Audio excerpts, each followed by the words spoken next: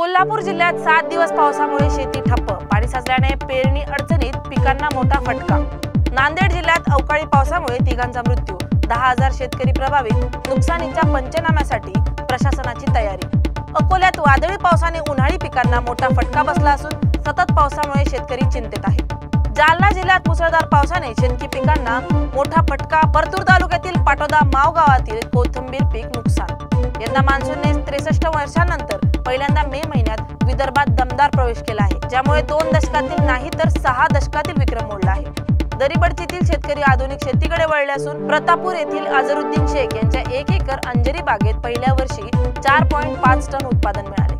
अजित पवारांनी शेतकी, पशुधन आणि घरांचे पंचनामे तात्काळ करण्याचे आदेश देत आपत्ती व्यवस्थापनासाठी समन्वय वाढवण्याचे आवाहन केले। तुफान पावसाने कांद्याच्या काढणीला फटका, नाशिकमध्ये भाव 800 ते 1000 रुपये क्विंटल, शेतकरी हतबल। महाराष्ट्रात जोरदार पावसाने शेतकऱ्यांची पिकं नष्ट झाली, बीडच्या दासखेडमधील 200 एकर शिमला मिरचीही बुडाली।